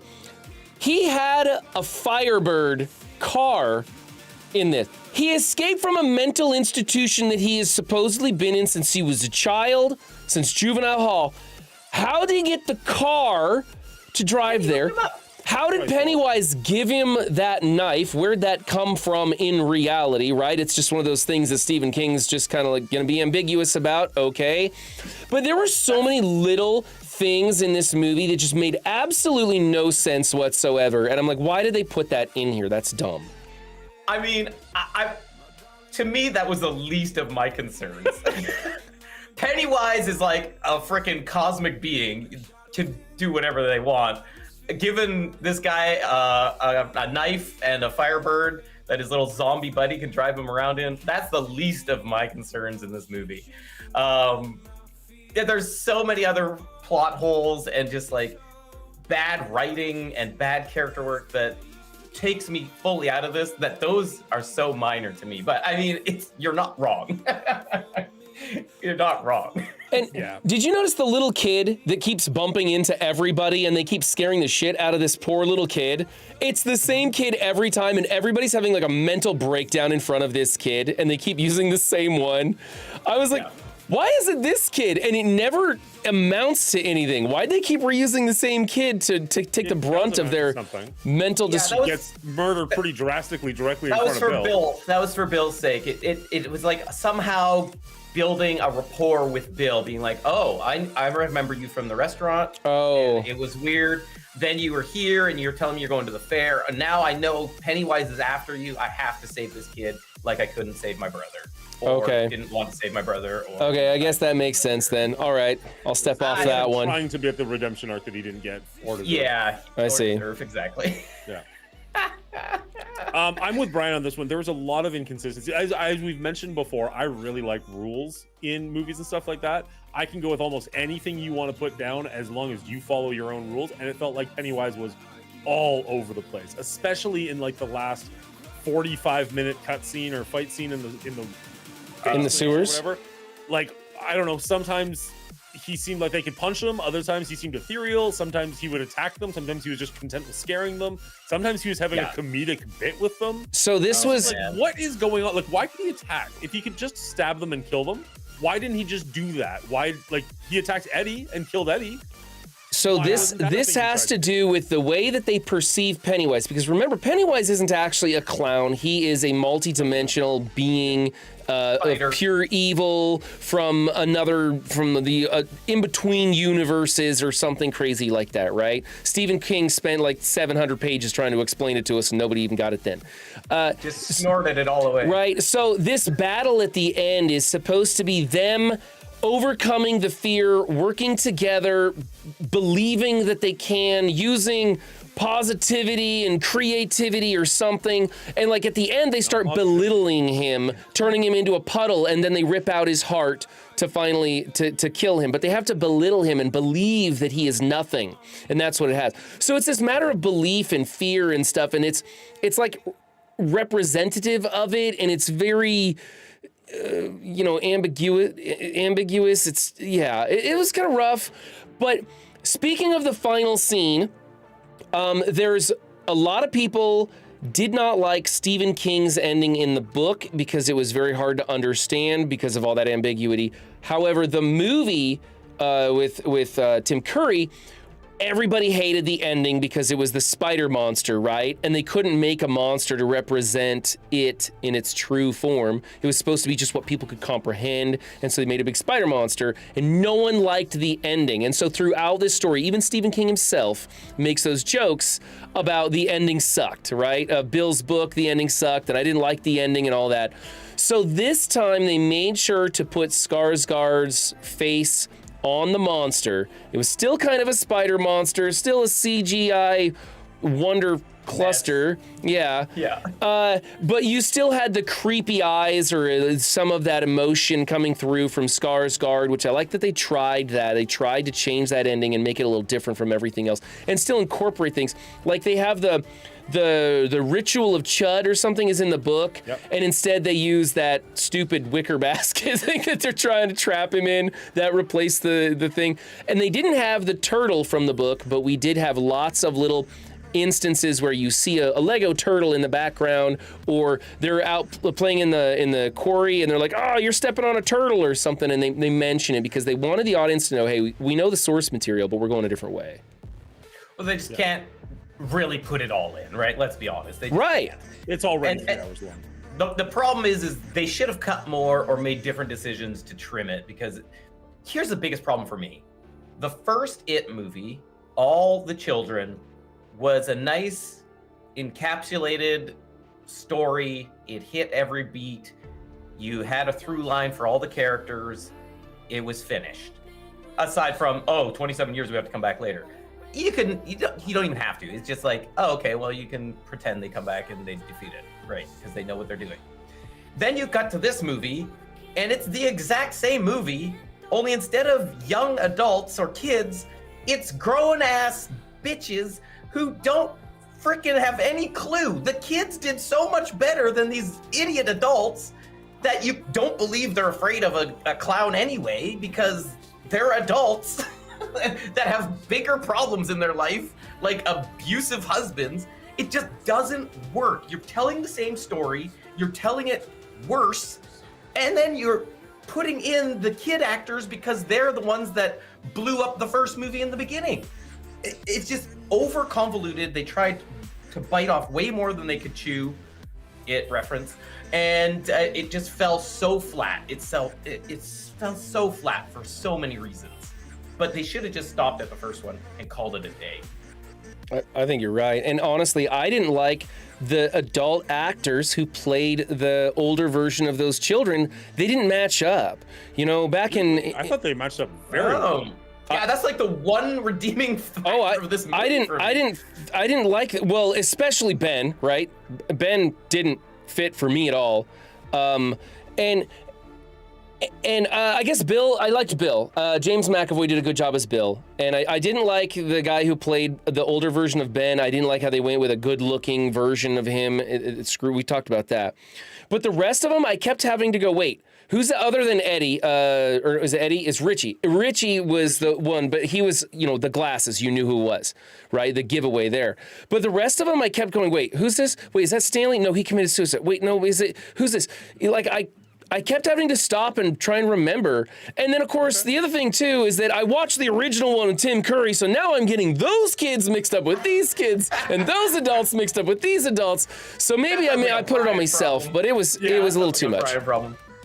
I mean, what about you, Dan? What did you think about the adult casting compared to the children? I mean, it helps that I also know half of the adult cast, whereas I only knew one of the child actors, so you always have like that little bit of an in. I thought a lot of the actors did a really good job, and especially, specifically, I would say Bill Hader and Jessica Chastain, when they have those like flashback cutscenes back and forth, you can really see just how close they actually are, like how much it does kind of work. That like, yeah, I could absolutely see you growing up into this person. See, I didn't like Jessica Chastain as Beverly. It didn't fit. Yeah, it didn't seem like the same person. She seemed like a totally different person to me. Okay, that's fair. That's your opinion. I will staunchly disagree with you. I think she was probably the best cast of them, but okay. I don't know. The as far as physical appearance, I think Eddie was the best cast. They look so close. Like, he looks like an adult Eddie for sure. Yeah, I'll give you that one for sure. And overall, I feel like the casting director, whoever matched these faces to the kid actors, I thought overall they did a good job. I think where it fell, and maybe, Brian, where it fell for you the hardest, is in the writing of the characters. The characters just didn't have enough to pull their child characteristics that we already had a full movie of. Yeah, maybe that's it. To let them feel like, oh yeah, this is this person 30 years from now. Because they just didn't, even when they went off on their find their little artifact trinket voyage on by themselves, which is a complete waste of time because the whole ceremony was bubkiss and the whole plot, it was irrelevant, could have been removed, and we saved an hour out of this stupid movie. That even those parts was more about the flashbacks to the kids than the adults reacting to it. And it was so stupid because we didn't get to attach ourselves to the adult characters. Yeah. We just yearned for the children characters that we only got a flashback of. And they ruined the flashback because the kids are 2 years older and they freaking CGI'd them to look younger and they ADR'd their voices and they sounded weird like chipmunks sometimes. And I couldn't stand it. It just, everything in this movie just disappointed me. I was so bored, but I was more angry, so I just watched this thing. Anyway, but I think the casting director did a great job. Didn't get any of that personally, but oh, dude, if you do some shots of what's his name, Wolf Finn. Finn Wolfhard? He's full CGI, man. And Eddie's voice is the worst. There's times where he literally sounds like a robot, like a chipmunk robot. It's so bad. Here's the problem. If I fall out of the movie, these are the things that I pick up on instantly because I have nothing else to do. I've got nothing else to do but find all these crazy flaws that if you were invested in the movie, you could let it go. You just let it go, let it go. CGI. Yeah, if you're having fun, you'll overlook stuff like that, right? Like I had a lot of fun watching Predator Prey, and so I could overlook the hatchet on a string. In fact, I had fun with that, right? As stupid as that was. This movie, you're not having fun. In fact, my fun score is really low on this film, and it makes everything else start coming down because you start noticing and picking it apart. And this time, the second time around, like I said, I picked this thing apart and there was just so much that I did not enjoy going through it. So I don't want to watch it again. The only thing that I did enjoy was Skarsgård's portrayal of Pennywise, even though, hold on a second, let me get those off, my chat's going nuts. Skarsgård's portrayal of Pennywise was still really good. I just like the way he did it. I like his take. Doesn't mean I don't like Tim Curry's. I think Tim Curry's was amazing. I just like the way that they chose to go with this, making him less human and having a harder time trying to mimic a human clown. And you know, the beep beep Richie and the little childish ways he talks that are just not right. I enjoyed that. That was about it for this film, though. You know, probably my favorite sequence was when the little girl with the scar on her face goes underneath the bleachers and is talking to him, and that little dialogue back and forth between him and her. And the whole time you're just like, oh no, run away, little girl. That was pretty good. The rest of this film, though, it was such a disappointment after coming off the first one with the kids just rocking it. For the most part, I didn't like it as much as you guys did, but the story with the kids was great. And then I think Will's got it down. I think the writing for these adults just didn't allow us to get in with these characters as much as I wanted to. Yeah. Even the little girl scene, I agree. It was like one of the better scenes. Yeah. But it's the intro to the first movie all over again. Yep. So pretty it's much. like they didn't even do anything new. It's just the exact same thing. Oh, it's a scar or like a birthmark instead of a balloon. Or not a balloon, a boat, right? She wants that removed. He wants his boat back. It's the exact same setup, exact same result, except for this one's halfway through the movie, so you don't start with a jarring incident. And even the jarring incident, they cut the legs off of Pennywise in this movie. The inciting incident in this movie is a couple at the fair who get bashed for who they are by local kids, and it's a horrible scene. No disagreeing there. It definitely was like, damn, this is horrifying in real life. But then Pennywise is just there, like biting this guy for no reason. Like Pennywise looks like an afterthought. He looks completely useless compared to the town of Derry. And that doesn't make any sense if your main goal is to present it. You lost me right off the bat. You lost me right off the bat. Yeah, that was another plot point for me that I didn't understand. It was like, why are you having this issue about these two gay guys that are being beyond harassed, beat to death by these horrible people from the town? What does that have to do with this story? Don't get me wrong, it was a shocking and scene and everything. It was actually a pretty decent piece of cinema right there. Had nothing to do with his story. They were the guys beating them up. That was a way scarier scene. Dealing with that kind of crap was a way scarier thing than this weird clown all of a sudden at the end just like gnawing on a body. I was like, what? Okay, I gotta step in for a second. I think the whole point of the show Welcome to Derry, and that's going to get more into it probably, I haven't seen it, you have, is the closeness. I'm missing the word because that's what I always do when I try and go live. The proximity to the spaceship or whatever it is that Pennywise crashed into is like emanating evil. You can see that like objects around it don't perform properly in gravity. Some of them are floating up, some of them are floating down. All the kids are just hanging around. Like the craft itself is just changing the world around it, and it has lived there for so long. It is emanating evil. So the whole point of it is that Derry itself is almost like a haunted town. So the people in it, including the bullies, are acting so far above and beyond what normal bullying would be. They're treating people horrendously. They're attacking these bullies, and they actually scare and just beat this person up to the point where body flows down to exactly where Pennywise is so that Pennywise can eat. He doesn't have to do anything. The people of Derry are doing it for him. I feel like that's a point that is brought over and over again in this movie. Everybody in these movies are treating people horrendously, like way beyond what we normally see. Like you can see movies with bullying like Dazed and Confused, and it's a little bit of like harassment. And then you get into this one and like everybody is awful. Like Henry Bowers is like carving his name into these kids. The harassers at the fair are literally trying to kill this couple. Like when he throws the body over the bridge, there's no doubt in my mind they have to assume that they just killed him. Like there's no way they don't. I think that's kind of the point that is like the unspoken truth of Derry, is that even when Pennywise isn't actively doing something, his presence is felt in everything that is happening around him. You guys don't get that at all? That actually I agree 100%, but I was waiting for you to go off of full screen. Fair.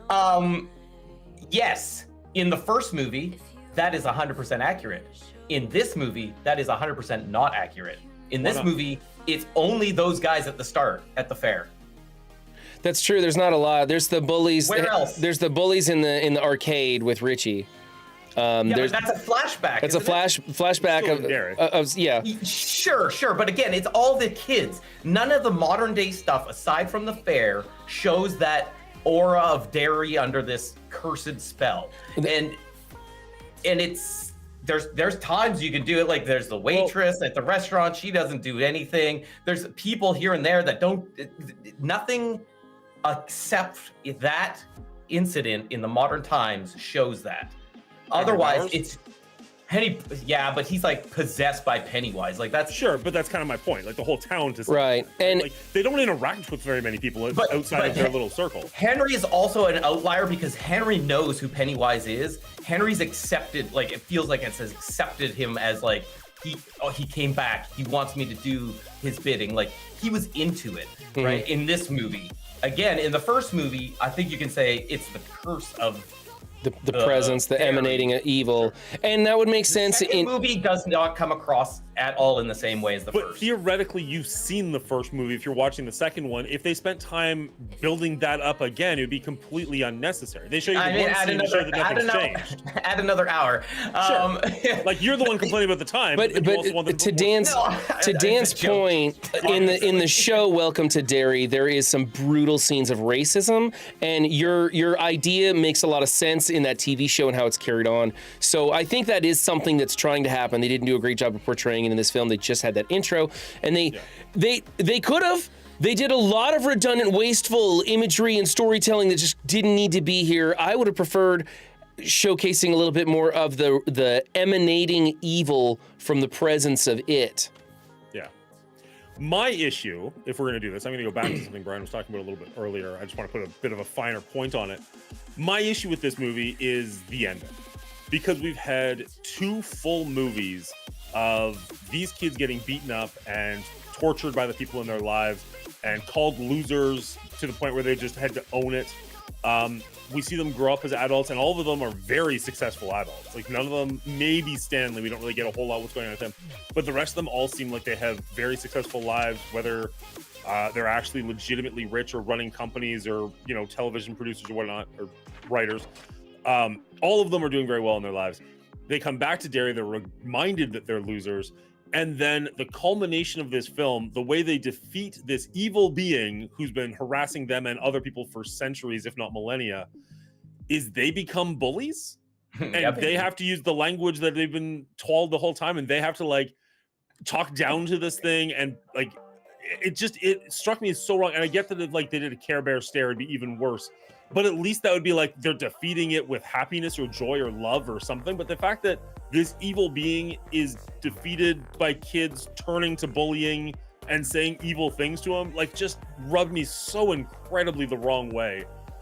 That's the thing that bothered me the most. There was a lot of things that took me out, and a lot of rules that Pennywise didn't follow that I really didn't like. And that whole like fight in the sewers, was just awful. But like when it culminated in that, I was just straight out. Like that was the worst decision it could have been for me. He's such a sad little clown. I thought he'd be like joking with him, like he's messing with him so much, and he's like, "Oh, you're small, you're nothing, you're small," and he's like shrinking away. I really thought he'd come back and be like, just impale all of them. Yeah, right. Like do something.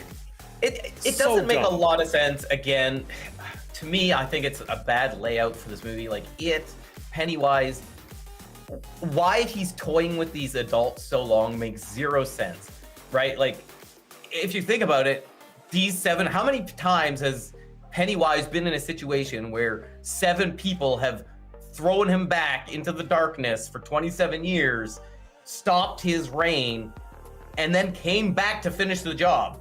How many times has this happened to Pennywise that he can just be like, hey, all right, let's just have a little fun. I'm sure I can scare these adults a little bit.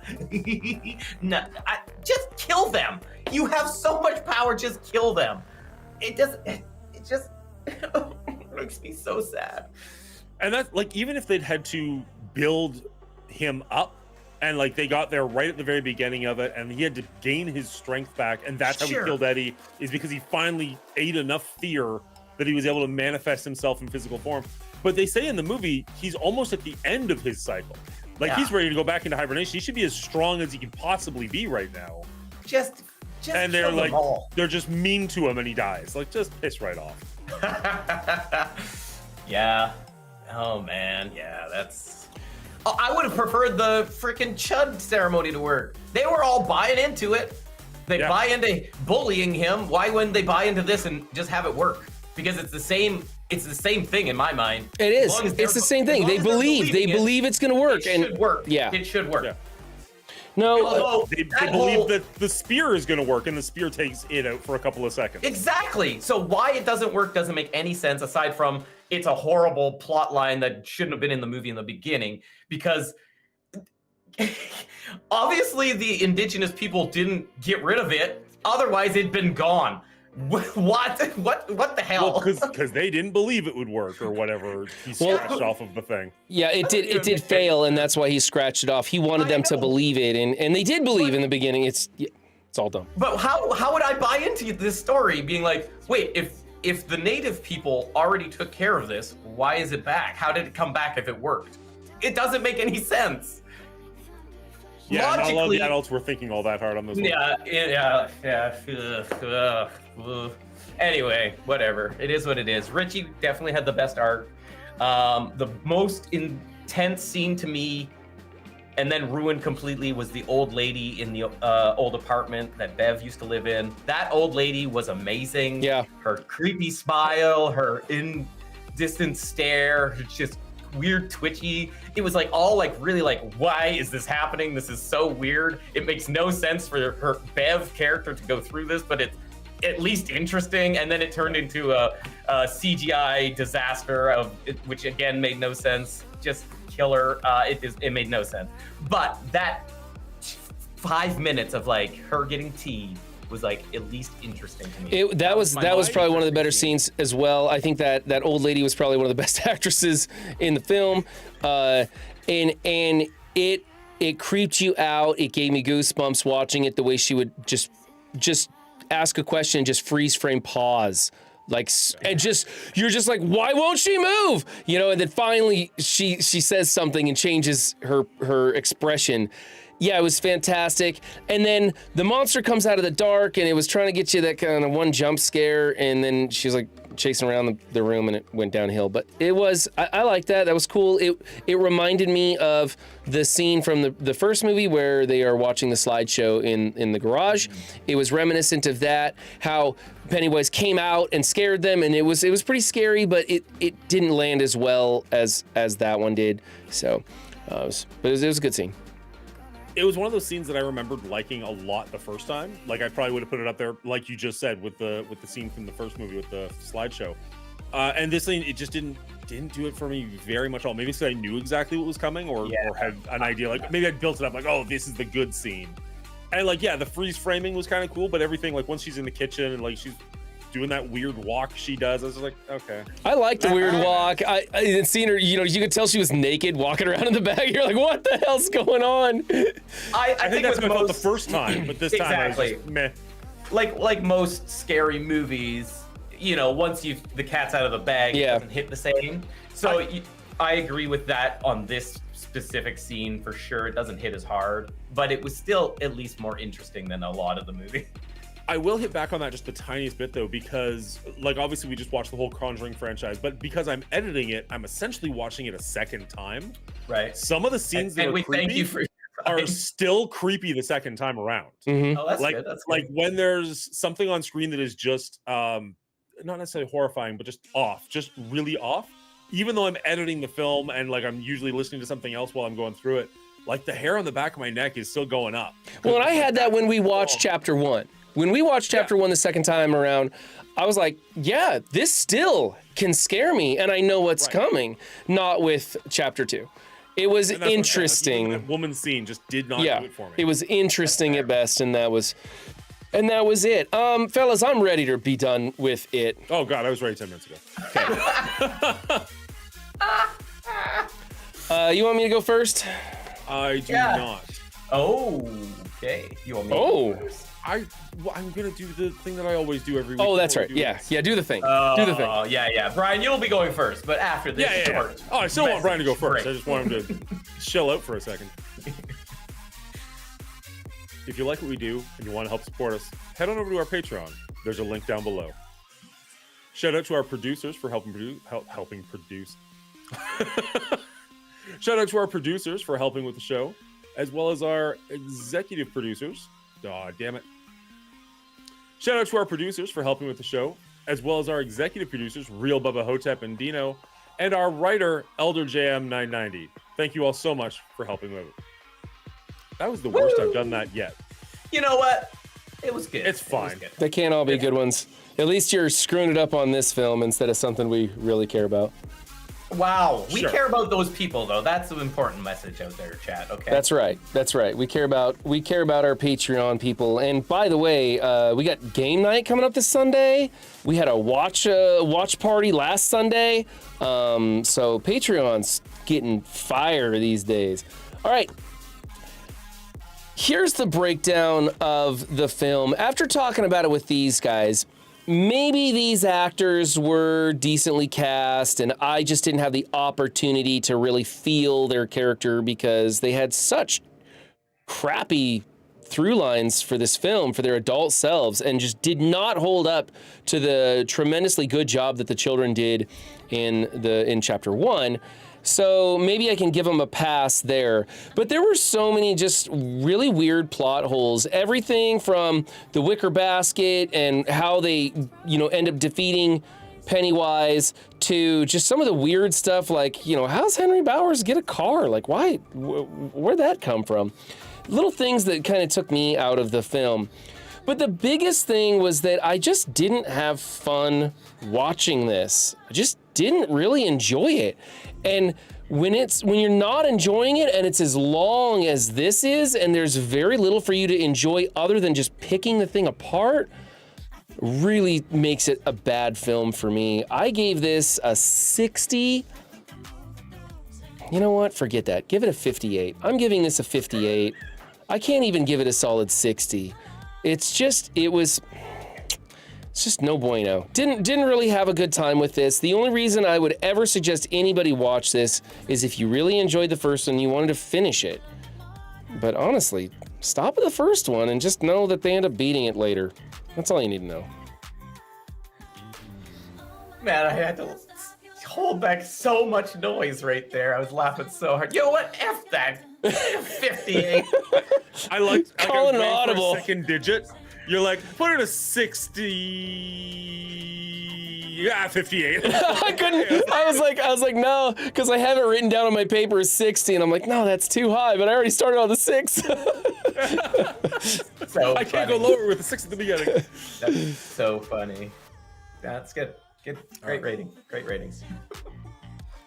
As I mentioned, I watched this one in 2 parts, and the first part we ended about an hour into it, and I was enjoying it at that point. And admittedly, I enjoyed the first one quite a bit, and I was looking forward to getting back to this one. I remember watching this, I don't know, 2019, whenever it came out, and not loving it, but enjoying it.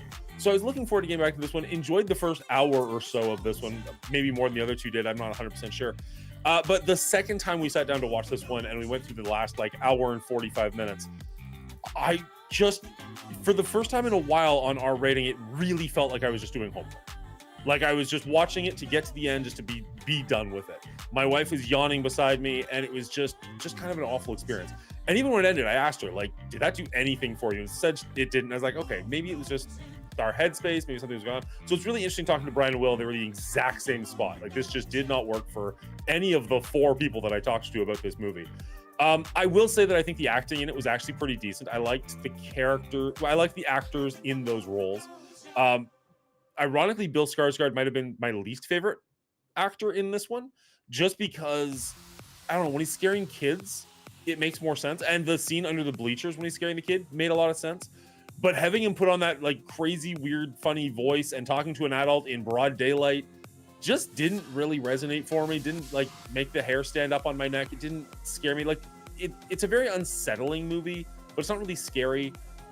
It just didn't hit any of the notes that I was hoping it would hit.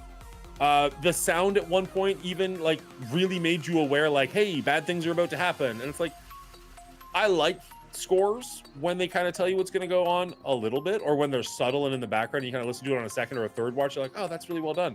But not when it's punching you in the face with it quite as bad as this scene was. I just, like the guy said, the enjoyment level was awful. It was breaking its own rules. There's just not a lot to love here. And yet I'm giving this a 62. I don't think it was unwatchable. I just don't think it was nearly as good as the first one.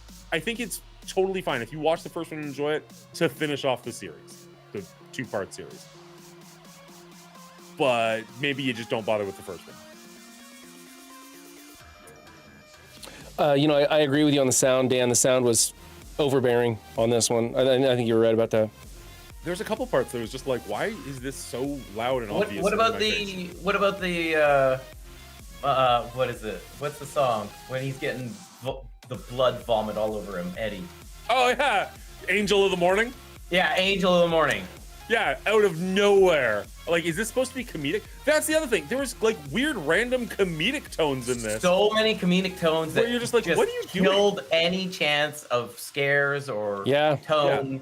There were some good ones because Bill Hader has some good laughs because when it was reminiscent of when they were kids, right? This, exactly. Like, going back at each other, back and forth. That was fine. That's the humor that should be in this. But the out of nowhere humor for no reason. Oh, okay, the Chinese restaurant where they're all like reminiscing and getting back together. Yeah. There was some decent humor there, and that was exactly what that scene should have been. Exactly. But when they're in the cave and he's like, your mother, and I'm just like, fuck off. Yeah. Anyways. Thank you. It wasn't comedic relief, it was comedic distraction. Yes. Okay. Good way to put it. Great way to put it. Okay, here's the problem. And I think, Brian had a little bit of trouble. He changed his score. Even Brian, I felt like he's hesitant on rating this movie. Here's the problem.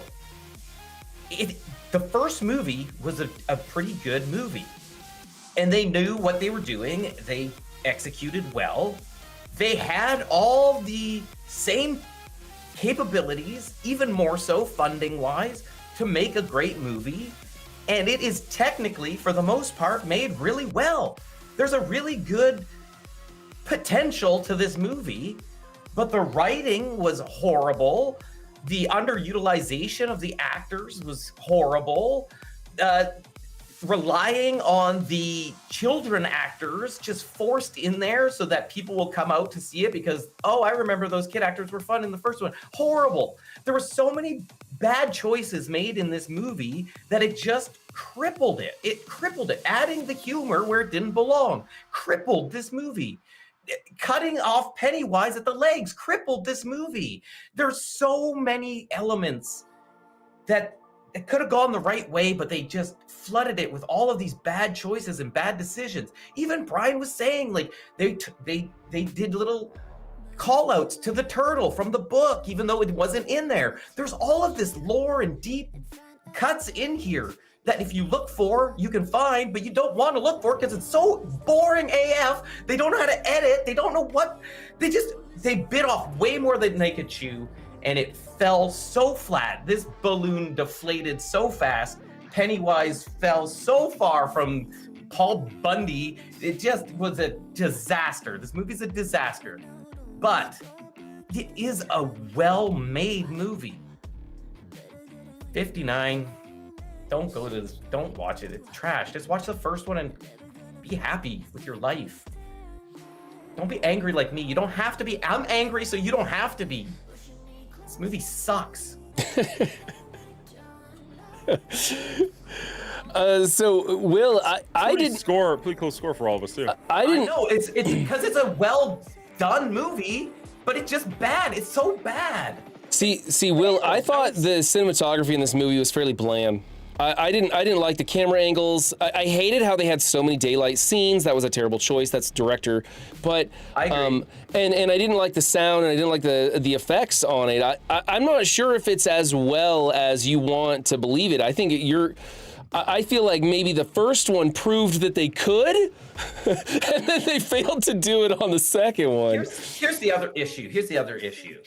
And I think most people agree, I haven't read the book, but most people agree the more interesting part of it, the book, is the children's portions as well. Mm-hmm. People buy into that more, enjoy that part of the book more. And so they really just have a hard time when they break this into, okay, that's the kids, now it's the adults. You've got the worst part for the second part. Like, you are setting yourself up to fail right out of the gate. And then on top of that, you want to be bigger and better than the first movie so that people want to go see it. And so it just all these things stacked on top of each other that they just got lost in the sauce, and it just swirled down the drain right into Pennywise's mouth. Will, do you think that had they filmed both Chapter 1 and Chapter 2 in tandem, that this would have come out better? Absolutely. Even if they played it the same way, where the first is the kids and the second is the adults with a few flashbacks, you think it would have been better? 100%. I think so too. Yeah, I think so too. I think there's potential though. I think there is. It's just it's a hard. They had to be like, okay, Wicked. They bought into the first one. This was fun. Now we have to do everything to make this pacing perfect, character perfect, because this side of the book is not as good. We have to make sure we're executing everything at the highest level, and instead they just drown in all of it. Hey, I think one of the problems they had, to some extent too, is in this one, the adults all had to go and get their totems. And most of the totems were either an incredibly minor part of the first movie or not in the first movie whatsoever. Like, we never see them at the arcade. Now I knew about the fact that the clubhouse from the book, but the clubhouse was not in the first movie whatsoever, right? Yeah. So like the whole shower cap thing couldn't possibly have been it. We don't see them at the arcade ever, so that's not possible. Like the bike we see, but it's not a major part of it. And her note and the yearbook, like those ones are actually relatively big parts of the first book or first movie. But like, it's just so frustrating. Like, you should have shown those when they were kids in the first movie, and then we'd be like, oh, I bet he does this in this one, instead of just like, oh, here's this. That's why Brian was saying if they made both in tandem, it would have been better executed, because they wouldn't have had to do that. They also refilmed and changed some things, like when they have their little falling out on the street, and Richie's like, I'm out of here, and he like walks away. In the first movie, he just walks away. In the second movie, he like shoulder shoves Bev on the way out. I'm like, what? Why did you change that? What's even the point? You're just adding work for no reason. It doesn't change anything. It was so stupid. Also, 10 minutes of Stephen King cameo. F yourself. Yeah, that was a little Close to long. 10 minutes, was it? That was a little It long. felt like It 10 did. minutes, whether it was or not, it was way too long. He went in to buy a bike, just give him the effing bike and make a joke that, yeah, even Stephen King thinks his books suck at the end. Like, that's it. I think that's all it was, to be perfectly honest. I think that seems like too That was pretty much all Well, it then how come was. they had to haggle price? How come he had to, like, sit there? He Like, didn't. They He did! No, he said $300. He said, that sounds fair. He didn't haggle it at all. He didn't Oh try and get it my down. He just Lord. literally like, all right, I'll give you It- $300. It felt a little long to felt me, but so long to me. The whole movie felt long. I'll give you that. yeah. But I there were guess maybe- scenes that dragged way more for me. Than Maybe that. all the artifact scenes felt way too long No. because they were so irrelevant. It's also possible that I actually like Stephen King and I've read a lot of his books, so maybe that was like, oh, there he Hey, is. speaking of the book, I mean, Dan, he's cameoed in a lot of movies, and it is a fun Sure. little thing to do, right? Dan, did Henry Bauer come back in the book, or did I he was racking fall down my the well brain. and die? I'm pretty sure he does. I don't know. Yeah. if he does? Oh, Yeah. Yeah. I again, I haven't read the book, but I like looked up a lot or listened to a lot of video and like stuff about the book, like the differences between movie and book. But he is in throughout. I know he's there's a- people in chat who have read the book and they've been talking about it throughout. So you can help me out on this one. I'm like Henry Bowers is in it, and I'm like 99% sure that Bev's husband follows her to Derry. How do Yeah, those two interact, or how do we get the two? How do we deal with the two antagonists there?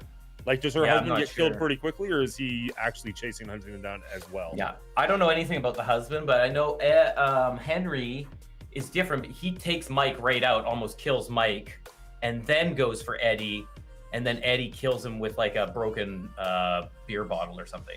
So they swap how that interaction happens. Also, Gotcha. can somebody tell me why Mike is the one that stayed at Derry and did all this research when that was Ben's thing in the first movie? Why? yeah, that was a weird play, wasn't it? It's just I don't confusing. have an answer. Yeah, it should have been Ben doing all Ben the moved historical on to stuff. bigger and better things, Yeah. and Henry didn't have Mike didn't have that support system. I guess I have no idea. I guess. Yeah. Green Tuckian, I'm worried that this series is that its only goal is gonna try and shore up all this weird stuff that went on from the movies. And it's starting to, as we're talking about it, it's starting to shed light on where the series is going, the 2 episodes that I've seen.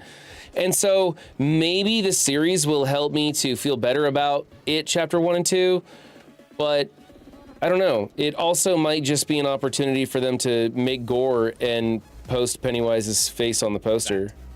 yeah. That's more it. It's just, here's how awful Derry is. Windstorm, I know that Mike in the book was the historian, so that makes all sense. But in the movie, the 2017, Chapter was- chapter 1. in chapter 1, Ben did all the research on Derry because he was a new kid and had nothing to do but sit in the library and do that. And so it would make sense that they kept that through line for the second movie instead of completely inventing him as an architect and then backtracking the first movie saying, oh yeah, we made this cool fort, remember? Ben did all that for us. He's cool. Yeah. It just seemed like, why are you forcing all this stuff when you had a clear path moving forward? And I don't know. There's again, I I think rage the point. watched this I think the movie. point is that Ben is supposed to take the hurt of not getting the girl, and that changes him into the person he becomes, the successful, good-looking, thin, rich guy. Yeah. So if they took his character that was like kind of beat up at every opportunity in the first movie, and then he's the one that never leaves Derry, he's the one that's like living above the library, like it'd just be too sad sack of a character. And also, doesn't like, it Mike doesn't needs have to something be, to do though. because Mike had nothing to do in the entire first movie. I know. I that's the other problem is, again, you have these 2 movies. It's not enough time to develop all the 7 characters, I feel, right? Yeah. They did an okay job as kids, but again, I think they just dropped the ball as adults. Yeah, the source material is nearly 1,200 pages, so that's a lot. That's a lot, man. So it's hard to get all that stuff in here. Yeah, Huss, you're absolutely right about the way Stephen King does. His is more a psychological, the destruction of your psyche over time with these impending doom and gloom scenarios and stuff. And remember, it is a part of Stephen King's Macroverse, including the Dark Tower and lots of other stuff. So we may see Welcome to Derry take us in a bigger, wider direction. And maybe hopefully, because this chapter 1 and chapter 2 started out good, and when we got to chapter 2, really just did not deliver what we all wanted. In theory, always a better chance in a TV show to be able to flesh out a lot more story. Mm-hmm. You have more time, so hopefully it can come together. I don't know. I'm over this movie. That's for damn sure. Prediction, Will, where do you think the It franchise is going to fall on the list? What's it going to be better than? What's it going to be worse than? Without doing too much math in your head, I don't remember the numbers myself. You know, I think it's going to be too high because I'm still steaming from this second movie. Yeah. But I think it's going to be like above like Jurassic Park, maybe. Ooh, I hope not. I hope it's below Gremlins. For a franchise. Yeah. Well, no, not for a franchise. For franchise, I think maybe just above Gremlins is where I'm hoping. The first movie was still pretty solid. The first movie was pretty solid, but so was the Gremlins first movie. The second movie was pretty terrible, but so was the Gremlins second movie. And I like both Gremlins movies in their own way. It didn't make me angry at all. Oh man! All right, let's hit us. Well, with Gremlins was fun to watch at how bad it was. The second movie, this was not fun to watch because you wanted it to be good and it just wasn't. Yeah. All right, Dan, let's see the big reveal. I was just waiting for you to stop talking. That's all. All right, and with that, we have It as a series coming in tied with Jurassic Park, but I had to put it underneath. I just had to. I knew it. I knew it was above Jurassic Park, but Dan wouldn't let me have it. No, it is tied with Jurassic Park. That is not the same thing. But it could literally be above it. But it's not. It never will be. Because Dan wouldn't let me have it. My word stands. My word stands. Nope. Anyways, this puts it actually shockingly close to the Conjuring franchise, which, I don't know, I think as an overall, yes, there's a lot more Conjuring than there is It, but overall... Well, if you count how many minutes, I think it's a tie. Yeah, you might be close. I don't know, some of the Conjuring movies were a little long in the tooth as well, but that's fair. That's a fair rating, I guess. Yeah, I don't know. I remember liking this a lot more than I actually did. Yeah, me too. That's really unfortunate. I remember liking it a lot more when I first saw it too, but it's been a... As soon as I saw chapter 2, I was like, no, I'm done with this. And this... What do you mean as soon as you saw chapter 2? Like as soon as you finished watching it? The first time. Back in 2019. Yeah. Oh, gotcha. Just compared to the first one, I was just like, what happened? What happened? I just remember thinking it wasn't as scary as the first one.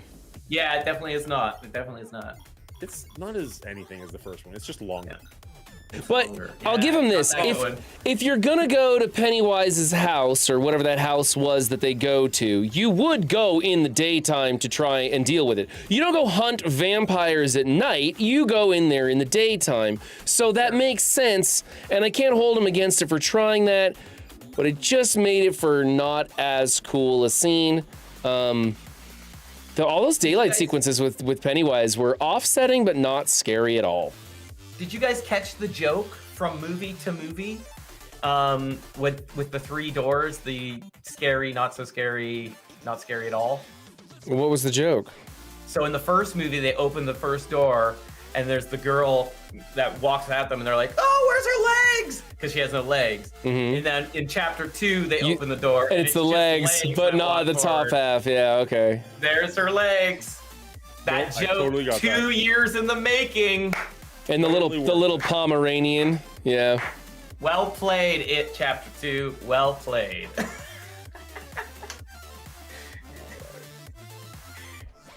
All right, that's our rating of chapter 2. But what's yours? Let us know in the comments down below. That doesn't suck at We all. record this live over at twitch.tv/The Monguli Show every Thursday night at 9 p.m. Eastern Standard Time. So head over there and hit the follow button if you want to hang with us live. Or if you made it this far in the video, you probably enjoyed it. Hit the like and subscribe button on this one so that we see you in the next one. Fumble the ball a little bit, but I'll take it. Ah, it's all good. It's all good. Sorry I raged on this movie so hard. No, I like the energy. There, where I was just like, I'm done. I know. It's just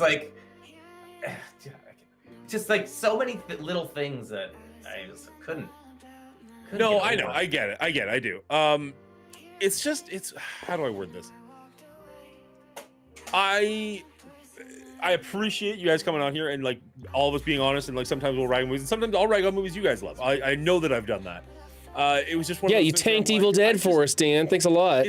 It was just like an hour of like, and this sucked, and then this was bullshit, and that sucked. I'm just like, okay. Honestly, I was trying to be positive, but it was like, do the Avatar with you guys. even when we would come up with some positive scenes, one of us would be like, yeah, I didn't like that scene either. You know, you guys liked the character casting, I didn't like it. You know, it's like we just couldn't. We just couldn't agree on anything. Yeah, nothing. Yeah. Other than I think we were all in agreement the ending was terrible. Yeah. Ending was terrible. It was way too long. Yeah, but those are again negative things. It's like the No, for positives sure. were so thin. I'm sending my stream off, so thanks if you're watching me. If you guys want to hang out a little bit longer, you can go over to Dan's stream. I'll see y'all later. Bye. Wait. He's gone. Sorry. It's okay. I sent them all over to your stream, Dan. Oh, okay. Well, I appreciate the raid. Look at that. Run 7 coming to the raid. Yeah, there you go.